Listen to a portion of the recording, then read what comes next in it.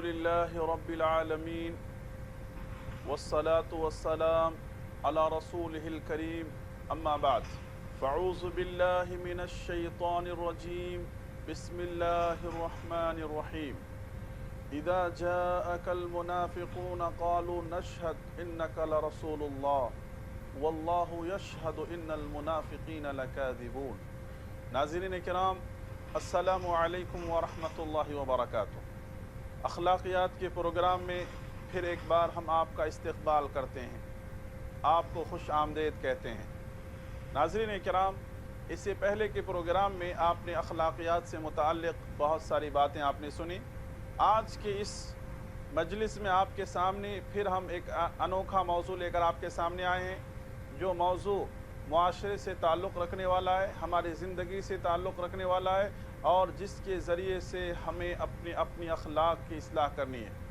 ناظرین کرام، آپ کے ذہن میں یہ سوال آ رہا ہوگا کہ آج ہم کس موضوع پر آپ سے گفتگو کریں گے، کس موضوع کو ہم آپ کے درمیان ہم شیئر کرنے کی کوشش کریں گے۔ آپ کے ذہن میں یہ سوال آ رہا ہوگا ضرور، تو ہم آپ کو بتلا دیں کہ آج ہم آپ کے سامنے جس موضوع پر گفتگو کریں گے وہ موضوع ہے نفاق، منافقین کا کردار، اور نفاق کی وجہ سے انسان کے اخلاق و کردار کیسے داغدار ہوتے ہیں، اور نفاق کی وجہ سے انسان کیسے ایمان کے دائرے سے نکل جاتا ہے۔ ان تمام چیزوں کو ہم آپ کے سامنے بیان کرنے کی کوشش کریں گے۔ نفاق کے معنی ہوتے ہیں، جو اصل ورڈ جہاں سے یہ نکلا ہے، اس کا جو روٹ ورڈ ہے نافاقہ کے معنی ہوتے ہیں کہ ایک راستے سے داخل ہو کر کے دوسرے راستے سے نکلنا۔ چونکہ منافق بھی ظاہر میں کیا ہوتا ہے، اسلام کا اقرار کرتا ہے، اسلام کا اقرار اور اعتراف کرتا ہے، کلمے کا اقرار اور اعتراف کرتا ہے زبان سے، لیکن دل کی کیفیت اس کی کچھ اور ہی ہوتی ہے۔ دل اس کا خالی ہوتا ہے ایمان سے، حقیقت میں ایمان سے کوئی تعلق نہیں ہوتا اس کے دل کے اندر، تو اس لحاظ سے منافق کو منافق کہا جاتا ہے۔ ناظرین کرام، جب ہم اس موضوع پر گفتگو کرتے ہیں تو ہمارے سامنے یہ بات واضح ہونی چاہیے کہ یہ بڑا حساس موضوع ہے۔ معاشرے کے اندر اس موضوع کا بارہا تذکرہ ہونا چاہیے۔ اچھے لوگ ان چیزوں کو نہیں سمجھنے کی وجہ سے نفاق جیسی صفت اور نفاق جیسے کردار اور نفاق جیسے عمل کے اندر ملوث ہوتے ہیں، اور انہیں تصور بھی نہیں ہوتا ہے کیا یہ چیز ہمیں نقصان پہنچا رہی ہے۔ آپ کے سامنے اپنی بات کو مزید آگے بڑھانے سے پہلے میں چند ایک بنیادی باتیں آپ کے سامنے عرض کرنے کی کوشش کروں گا۔ ناظرین کرام، پہلی بات یہ ہے کہ قرآن مجید کو آپ پڑھیں۔ قرآن مجید کو آپ اگر پڑھیں گے اور قرآن مجید کو جب آپ اٹھائیے گا تو قرآن مجید کے صفحات کو جب کھولیں گے، آپ سب سے پہلا صفحہ جب کھولیں گے، قرآن مجید کی سورت جو سورہ فاتحہ ہے، تمہیدی سورت کے بعد جو سورہ بقرہ کی ابتدا ہوتی ہے، آپ دیکھیے کہ ابتدا میں اللہ تبارک و تعالیٰ نے الف لام میم سے لے کر کے اللہ تبارک و تعالیٰ نے ابتدا کی 4-5 آیتوں میں اللہ تبارک و تعالیٰ نے اولئک هم المفلحون تک اللہ رب العالمین نے مومنوں کا تذکرہ کیا ہے، ایمان والوں کا تذکرہ کیا اللہ تبارک و تعالیٰ نے۔ قرآن کی شروعات ابتدا ہی میں اللہ تبارک و تعالیٰ نے ایک گروہ مومن کا تذکرہ کیا۔ اس کے بعد کی آیت ان الذین کفروا سواء علیہم، وہاں سے لے کر کے 2 آیت میں اللہ تبارک و تعالیٰ نے کافروں کا تذکرہ کیا، کافروں کا تذکرہ کیا۔ اس کے بعد وَمِنَ النَّاسِ، یہاں سے لے کر کے تقریباً 13 آیت میں اللہ تبارک و تعالیٰ نے 13 آیت کریمہ کے اندر دوسری رکوع مکمل ہونے تک 13 آیت میں اللہ تبارک و تعالیٰ نے منافقین کا تذکرہ کیا۔ اندازہ کیجئے کہ یہ نفاق کتنا خطرناک اور کتنا قبیح عمل ہے، جو انسان کو پوری طرح سے داغدار کر دیتی ہے، جو مسلم سماج کو برباد کر دیتی ہے، دیمک کے کیڑے کی طرح ختم اور کھوکھلی کر کے رکھ دیتی ہے، جس کی وجہ سے اللہ تبارک و تعالیٰ نے ابتدا ہی میں منافقین کی اس حرکت کو اللہ رب العالمین نے 13 آیتوں میں بیان کیا، اور اس کے علاوہ تو اور بہت ساری صورتوں میں اللہ تبارک و تعالیٰ نے منافقوں کے کردار کا تذکرہ کیا، جیسے سورہ توبہ کے اندر، سورہ احزاب کے اندر، اور اللہ تعالیٰ نے اس سے بڑھ کر کے ایک سورت ہی نازل کر دیا جس سورہ کا نام سورۃ المنافقون ہے۔ مکمل طور پر ایک سورت اللہ تبارک و تعالیٰ نے ان کا اصلی چہرہ لوگوں کے سامنے لایا۔ آپ کو معلوم ہونی چاہیے کہ یہ نفاق کی ابتدا کیسے ہوئی، منافقوں کی ابتدا کیسے ہوئی، منافقین کی۔ نبی کریم صلی اللہ علیہ وسلم آپ ہجرت نہیں کیے تھے، تو मदीने के अंदर दो बड़े बड़े कबीले थे, दो बड़े बड़े कबीले थे। नाज़रीन इकराम, ज़रा गौर से मेरी बात को आप सुनेंगे तब जा कर के ये बात आपको समझ में आएंगी, वरना आप अगर इस बात को ध्यान से नहीं सुनेंगे तो बात आपको सही तरीके से समझ में नहीं आएंगी। नाज़रीन इकराम, ये बात इब्तिदा में आपके सामने मैं इसलिए अर्ज़ कर रहा हूँ कि आप कहीं भी कुरान मजीद में कोई सी भी आयत पढ़ेंगे और कहीं भी मुनाफिक का तज़किरा आएगा तो आपको ये बैकग्राउंड जहन में आने से आपको समझ में आएगा कि ये कितनी ख़तरनाक जमात है। ये सारी चीज़ आपको समझ में आएंगी। लिहाजा नबी करीम सल्लल्लाहु अलैहि वसल्लम जब तक मक्के के अंदर थे आप, तो मक्के के अंदर आप देखिए 13 साल ज़िंदगी में कहीं पर कोई मुनाफिक आपको नज़र आएगा? एक बताएं आप सीरत के अंदर, तारीख के अंदर कि मक्के के अंदर कोई मुनाफिक था? मक्के के अंदर एक भी मुनाफिक पैदा नहीं हुए। मुनाफिक का तज़किरा ही नहीं मिलता आपको, मुनाफिक का मीम भी नहीं मिलेगा। लेकिन वही आप यानी अगर किसी के दिल में कुछ था भी तो इसका कोई इजहार मक्के के अंदर नहीं हुआ, लेकिन मुकम्मल तौर पर एक शक्ल जो हुई मदीने के अंदर। अब मदीने के अंदर क्यों ये चीज़ पैदा हुई, मुनाफिक क्यों पैदा हुए, उसका रीज़न क्या है? तो उसका रीज़न ये है कि नबी करीम सल्लल्लाहु अलैहि वसल्लम जब तक मक्के में थे आप, तो मदीने के अंदर दो कबीले थे, एक औस और एक खजरत। औस और खजरत ये बड़े बड़े कबीले थे। ये हमेशा इनके दरमियान लड़ाई जंग, एक दूसरों को मार पीट करना, एक दूसरों के दरमियान इख्तिलाफ इंतशार खूनरेजियाँ, ये हमेशा हमें चला करते थे उनके दरमियान। बहुत ज़माने से ये जंग चल रहा था, ख़त्म होने को नाम ही नहीं। तो उन लोगों ने जब देखा कि इतने लोगों की जान ज़ाया हो रही है, इतने लोग ज़ाया हो रहे हैं, तो उन्होंने आपस में बैठ करके मशवरा किया कि हम दोनों मिल करके एक आदमी को अपना हम सरदार बनाते हैं। सरदार के लिए नाम तय हुआ अब्दुल्ला बिन उबई अस्सलूल का, और उसके लिए बाकायदा तौर पर ताज वगैरह बनाए जा रहे थे, जो उसके सर पर ताज रखे जाएंगे, वो सरदार होगा, रईस होगा। लेकिन अल्लाह का करना कुछ और ही हुआ। बहुत सारे वो मुसलमान जो मदीना से यानी मक्का पहुंच करके बहुत सारे लोग जो अल्लाह के रसूल सल्लल्लाहु अलैहि वसल्लम के हाथ पे ईमान ला चुके थे, बैत कर चुके थे, आपसे मुआहदा कर चुके थे बहुत सारे मामले में, उन्हीं दौरान उसी बीच नबी करीम सल्लल्लाहु अलैहि वसल्लम हिजरत करके मदीना आ गए। अब अल्लाह के रसूल सल्लल्लाहु अलैहि वसल्लम से बड़ा सरदार उनको और कौन चाहिए था? अल्लाह के रसूल सल्लल्लाहु अलैहि वसल्लम से बड़ी शख्सियत और कौन सी शख्सियत चाहिए थी उनको? अल्लाह के रसूल सल्लल्लाहु अलैहि वसल्लम से भी बेहतर कायद और रहनुमा कोई हो सकता है? सारे के सारे लोगों ने अल्लाह के रसूल सल्लल्लाहु अलैहि वसल्लम की तरफ अपना पूरा मैलान कर दिया, और अब्दुल्ला बिन उबई अस्सलूल को जो मकाम मिलने वाला था वो मकाम नहीं मिला। जब ये मकाम उसको नहीं मिला, ये सरदार नहीं बन पाया, उसके सर पर ताज नहीं रखे लोगों ने, तो उसके बाद से उसने जहर उगलना शुरू किया, और उसके बाद से उन्हें अपनी जहरीली फ़िक्र को लोगों के दरमियान आम करना शुरू किया, और उसने जहरीली एक जमात बनाई, और मुनाफिकीन जो ईमान का ढोंग करके आस्तीन का सांप बन करके इस्लाम को, मुसलमान को, नबी को, इन तमाम लोगों को उसने डंक मारना शुरू किया। यहाँ तक के मुनाफिकीन, अल्लाहु अकबर, अब्दुल्ला बिन उबई अस्सलूली कितनी मरतबा आप देखिए कि सहाबा को तकलीफ पहुंचाने की कोशिश किया, नबी की ज़ात को तकलीफ पहुंचाने की कोशिश की। अल्लाहु अकबर, नबी की इज्जत व आबरू पर उसने डाका डाला, नबी की इज्जत व आबरू से खिलवाड़ किया। अल्लाहु अकबर, ऐसी ऐसी घिनौनी हरकत उसने की। तो मुनाफिकीन इस तरह से पैदा हुए क्योंकि मुसलमानों का पूरा इख्तिदार मदीने के अंदर हो गया, मदीने के अंदर मुसलमानों की सल्तनत कायम हो गई। मुसलमानों को अल्लाह तबारक व तआला ने हर तरह की क़ुव्वत, हर तरह की सहूलत अल्लाह रब्बुल आलमीन ने मदीने के अंदर अता कर दिया। तो इस क़ुव्वत और इस ताकत और इस इख्तिदार के बाद मदीने के अंदर मुनाफिकीन पैदा हुए। नाज़रीन किराम, अब मुनाफिकीन की घिनौनी हरकत चंद एक मैं आपके सामने बयान करने जा रहा हूँ। इससे अंदाज़ा कर सकते हैं कि ये कितने कबीह किस्म की आदत और कितने कबीह किस्म के लोग थे। ये आप देखिए, ग़ज़वे बनु मुस्तलक़ जो नबी करीम सल्लल्लाहु अलैहि वसल्लम के ज़माने में एक गज़वा हुआ। गज़वा किसको कहते हैं आपको मालूम होनी चाहिए, और सरिया किसको कहते हैं इसको ही बता दूं मैं आपको, क्योंकि बहुत सारे उलमा की ज़बानी आप सुनते हैं, आपको कहीं कन्फ्यूज़न ना हो। गज़वा उसको कहते हैं जिसमें नबी करीम सल्लल्लाहु अलैहि वसल्लम फ़ी नफ्सिही सहाबा के साथ शरीक हुए, उसको गज़वा कहते हैं। और जिसमें नबी करीम सल्लल्लाहु अलैहि वसल्लम शरीक नहीं हुए, किसी सहाबी को आपने कमांडर बना करके भेज दिया, किसी सहाबी को आपने सिपह सालार बना करके किसी जंग करने के लिए भेज दिया, तो उसको सरिया कहते हैं, उसको सरिया कहते हैं। और जिसमें आप शरीक थे उसको गज़वा कहते हैं। तो ग़ज़वे बनु मुस्तलक़ एक गज़वा जो नबी करीम सल्लल्लाहु अलैहि वसल्लम के ज़माने में हुआ, उसके अंदर आप देखिए کہ نبی کریم صلی اللہ علیہ وسلم کا معمول تھا کہ آپ جس غزوہ میں بھی جاتے اپنے ساتھ قرآن دادی کے ذریعے سے آپ اپنی بیویوں میں سے ایک کو اپنے ساتھ لے جایا کرتے تھے۔ تو اس سفر میں نبی کریم صلی اللہ علیہ وسلم اپنے ساتھ ام المومنین حضرت عائشہ صدیقہ بنت صدیقہ کو آپ اپنے ساتھ لے گئے، نبی کریم صلی اللہ علیہ وسلم کے ساتھ گئی۔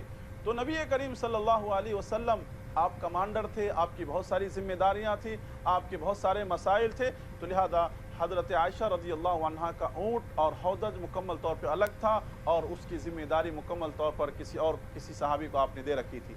ہوا یہ کہ حضرت عائشہ رضی اللہ عنہا اتفاق سے، اللہ تبارک و تعالیٰ اس کے اندر کیا حکمت کیا مصلحت اللہ بہتر جانتا ہے، حضرت عائشہ رضی اللہ عنہا جنگ کے اندر واپسی میں آتے وقت پیچھے ہو گئی، بیک ہو گئی، مطلب کسی ضرورت سے گئی تھی، لیکن جب تک ان کا جو اونٹ تھا، جو ہودج تھا، وہ سمجھا کہ شاید ام المومنین اس کے اندر بیٹھی ہوئی ہیں، وہ لے کر کے نکل گئے۔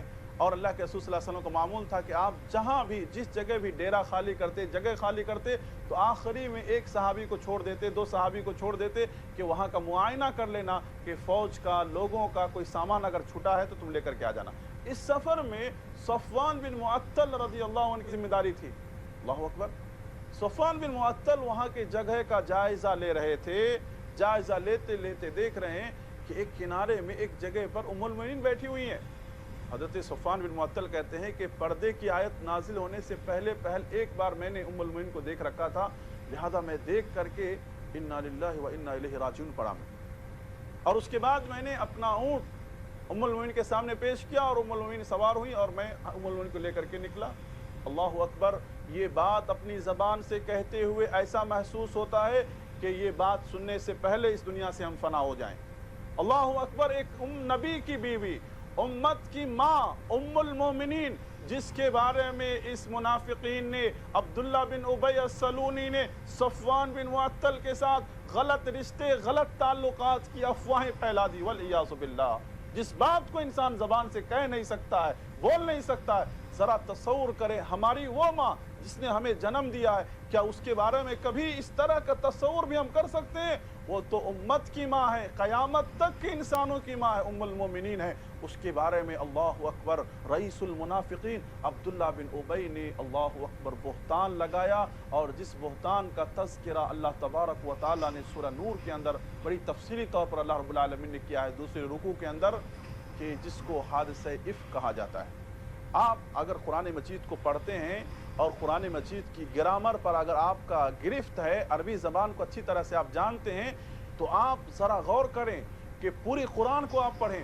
پوری قرآن کے اندر اللہ تبارک و تعالیٰ نے وہ غیظ و غضب کا اظہار نہیں کیا جو غیظ و غضب کے حضرت عائشہ رضی اللہ عنہا کے معاملے کو لے کر کے سورۃ النور کی دوسرے رکوع میں اللہ تبارک و تعالیٰ نے جو اسلوب اپنایا، اتنا خطرناک اسلوب، اتنا غیظ و غضب کا اسلوب کہ انسان کے رونگٹے کھڑے ہو جاتے، انسان تھرا جاتا ہے۔ اللہ تبارک و تعالیٰ نے ایسی بات کہی، کیا بات تھی؟ کیوں ایسا نہیں ہوا کہ اللہ تبارک و تعالیٰ تم سے پوچھ رہا ہے کہ جب تمہارے پاس ام المومنین کی خبر آئی تو تم کیوں نہیں کہہ دیے سبحانک ھذا بہتان عظیم؟ یہ تو بہت بڑا بہتان ہے، یہ تو ایسا بہتان ہے جو صریح طور پر ام المومنین کو بدنام کرنے کے لیے کیا جا رہا ہے۔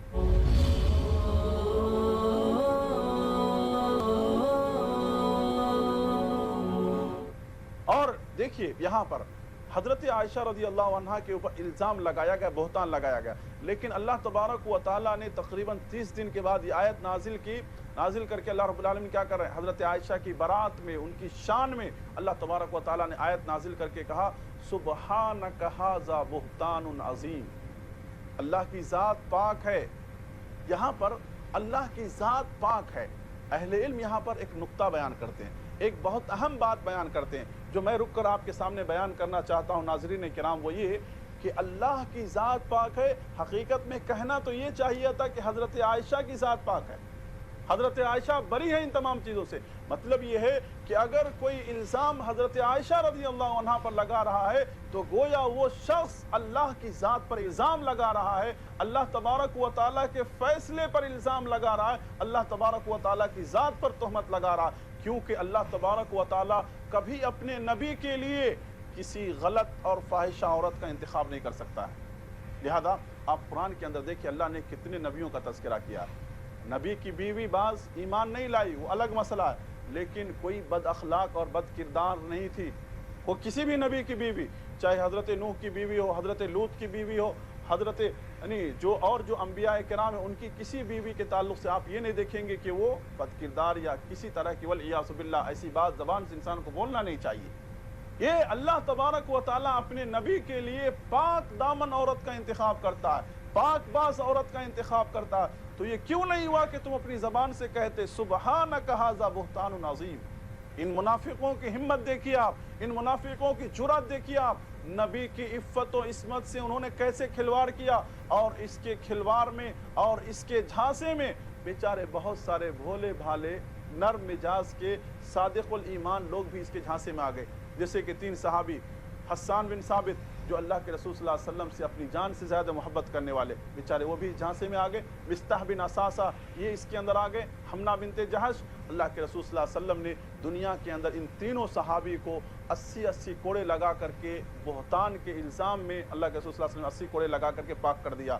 اور رئیس المنافقین عبداللہ بن ابی کے لیے آپ نے کہا کہ چھوڑ دو، اس کے لیے آخرت کا عذاب ہی ہے. ناظرین کرام، اتنا ہی تماشا نہیں بلکہ آپ دیکھیے احد کے موقع پر، غزوہ احد کے موقع پر، جہاں پر کہ کافروں کی تعداد 3000 اور مسلمان 1000، یہ راستے میں جاتے ہوئے راستے کے بیچ راستے میں جا کر کے اپنے 300 ساتھیوں کو لے کر کے واپس آ گئے. اللہ اکبر، 300 ساتھیوں کو لے کر کے. عبداللہ بن ابی، یہ کیوں؟ دوسرے مسلمانوں کی ہمت کو پست کرنے کے لیے، دوسرے مسلمانوں کی ہمت کو توڑنے کے لیے. کیونکہ آپ دیکھیں گے کہ جنگ کے موقع پر سے ایک آدمی، ایک سپاہی بھی اگر واپس آئے تو دوسرے لوگوں کی ہمت کیا ہو جاتی ہے؟ پست ہو جاتی ہے. اس لیے شریعت کے اندر کیا کہا کہ اگر کوئی آدمی جنگ کے میدان سے پیچھے پلٹتا ہے یہ گناہ کبیرہ میں ہے. اور آج دنیا کا قانون کیا ہے؟ اگر کوئی سپاہی، کوئی آرمی کا آدمی پیچھے کی طرف لوٹے، فوراً اسے شوٹ کر دیا جائے، شوٹ آرڈر، فوراً شوٹ کر دیا جائے. کیوں؟ اس لیے کہ اس کی وجہ سے دوسرے لشکر اور دوسرے لوگوں پر کوئی غلط اثر نہیں پڑنا. آپ دیکھیے 300 افراد کو اللہ اکبر بیکار کے بہانے کر کے واپس لے کر کے آ گئے. اس میں سے کتنے ایسے لوگ تھے جن کے دلوں میں طرح طرح کے خیال وسوسے آ گئے، لیکن اللہ تبارک و تعالیٰ بیان کر رہے ہیں کہ ان کے دلوں کو اللہ نے ثابت قدمی عطا کی اور وہ ہمت کے ساتھ آگے بڑھے اور لڑے اور کامیاب ہوئے. تو دیکھیے عین موقع پر نبی کے ساتھ کیسی غداری اور کیسی دھوکہ والا کام عبداللہ بن ابی.